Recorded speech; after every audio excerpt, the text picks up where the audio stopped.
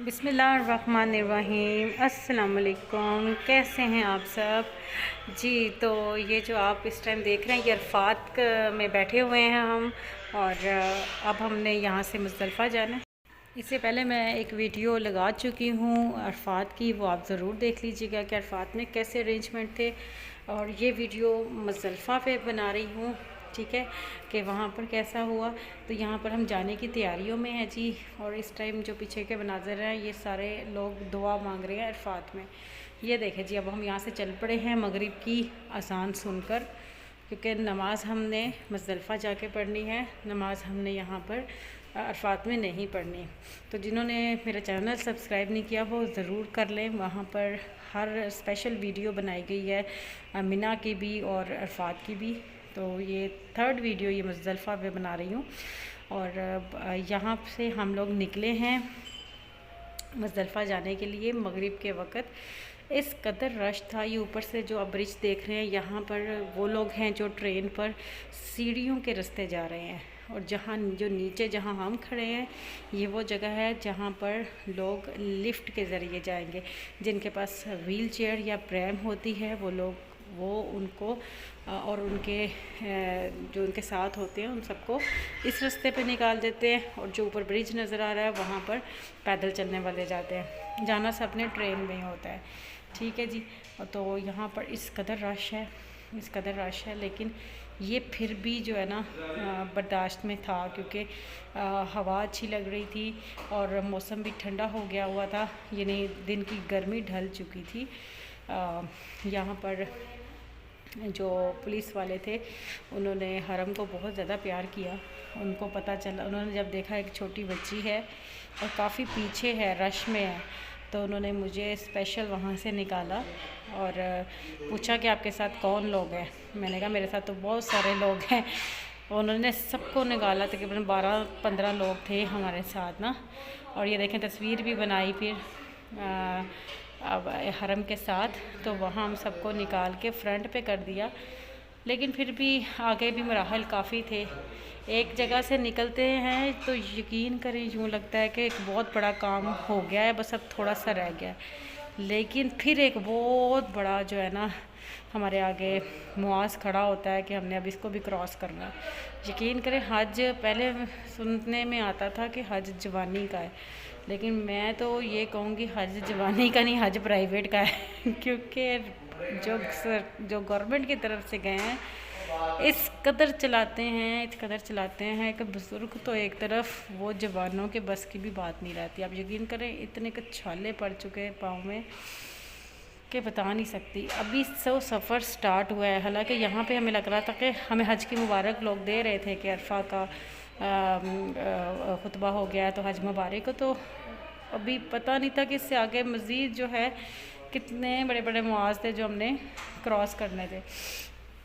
बहरहाल जी ये देखें हरम के साथ उन्होंने पिक्चर्स वगैरह सारा कुछ बनाया। ये हम इस टाइम बिल्कुल ट्रेन के पास आ चुके हैं, यहाँ ट्रेन रुकेगी और हम लोग उसमें बैठ जाएंगे। अच्छा, वहाँ भी ऐसे हुआ कि हमें जगह नहीं मिली ट्रेन में बैठने की। हम लोगों ने वहाँ भी खड़े होकर सफ़र किया, लेकिन वो काफ़ी ठंडी ट्रेन होती है और वो थोड़ा 10 मिनट का सफ़र था, अच्छा था और गुज़र गया। ये सफ़र तंग नहीं करता, बस जो इंतज़ार है ना इसके आगे पीछे का वो तंग करता है। बहरहाल ये तो कुछ भी नहीं, आगे मुज़दलिफ़ा जाके देखें हमारा हाल क्या हुआ। बस करा दी जो मुज़दलिफ़ा की जो रात है ना, उसने हमारी तौबा तौबा कर, हमारी ही नहीं सभी की वहाँ पर बस हो गई, क्योंकि रश बहुत ज़्यादा था। इतना ज़्यादा रश था कि किसी को बैठने उठने की भी जगह नहीं मिल रही थी और खुले आसमान के नीचे भी जगह नहीं मिल रही थी। ये हाल था। मैं आपको दिखाती हूँ जी, ये ऑलमोस्ट हम मुज़दलिफ़ा पहुँच चुके हैं। अब ये ट्रेन्स मैं आपको दिखा रही हूँ कि ट्रेन जाई जा रही हैं, आई जा रही हैं। माशाल्लाह लोग इन्होंने अपनी कैपेसिटी से ज़्यादा लोग बुला लिए हैं, जो अब इनसे ख़ुद भी कंट्रोल नहीं हो रहे। बहुत मुश्किल से कंट्रोल कर रहे हैं ये लोग ना। अच्छा जी, ये देखें जी, हम अब यहाँ पर उतर आए हैं ट्रेन से, यहाँ उतर आए हैं, यह मुज़दलिफ़ा में उतरे हैं। यहाँ से हम चल कर जाएँगे मुज़दलिफ़ा के मैदान पे। और यहाँ पर अच्छा इन्होंने ना जहाँ स्टेशन है ना वहाँ पे रश नहीं पड़ने दिया, ये बड़ी अच्छी बात की। रोक देते थे जहाँ रश होता था, पीछे वालों को रोक देते थे कि पहले रश निकल जाए। यहाँ से भी हम लोग लिफ्ट के ज़रिए नीचे आकर पहुँचे। ये जी आ गया जी मुज़ल्फ़ा का मैदान। ये ऊपर आप देख रहे होंगे ब्रिज बने हैं, यहाँ 2 ब्रिज हैं जहाँ ट्रेनें आई जा रही हैं, जाई जा रही हैं, मज़ीद मुसाफिरों को लाई जा रही हैं।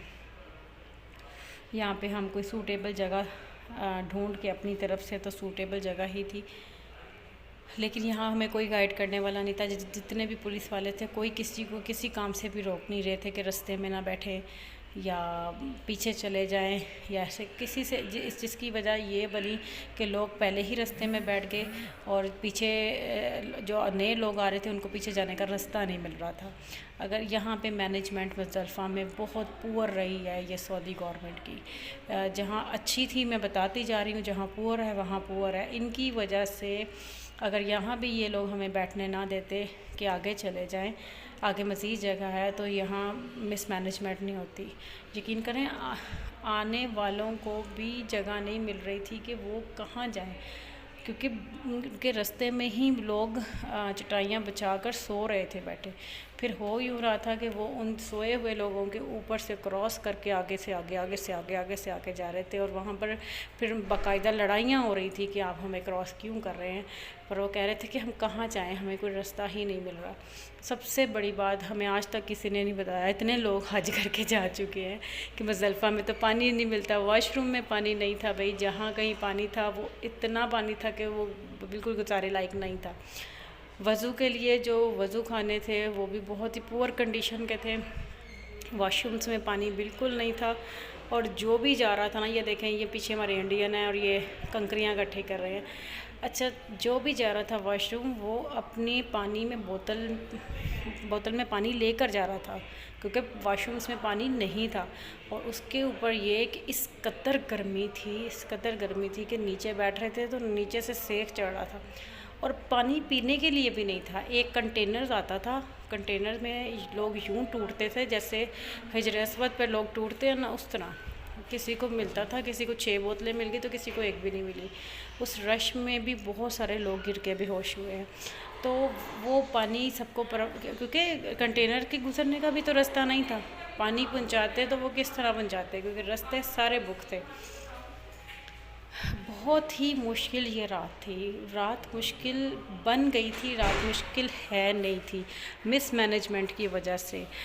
सबसे अच्छा जो अभी तक इन्होंने हमें दिया है वो अरफात का मैदान में बड़ी अच्छी अरेंजमेंट थी, बड़ी अच्छा इनका कंट्रोल था।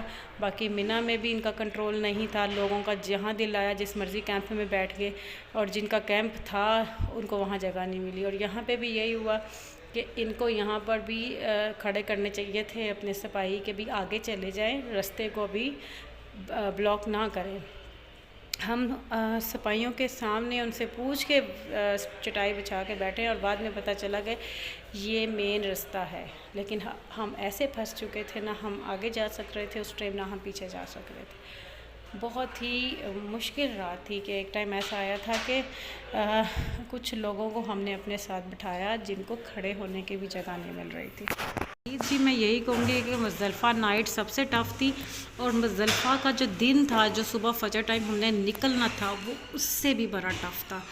सबसे मुश्किल पूरे हज में जो मरहला था ना, वो मुज़ल्फ़ा से निकलने का था, जब हमने मीना पहुँचना था। कोई भी वहाँ गाइड करने वाला नहीं था कि कौन सा रास्ता हमने जाना है, कौन से रास्ते नहीं जाना, और हर रास्ता पैक था, बिल्कुल पैक था। एक चूंटी जितनी मूवमेंट भी नहीं हो रही थी, इतना मजमा बिल्कुल स्टिल खड़ा है, समझ ही नहीं आ रही किसी को किसने कहाँ पे जाना है।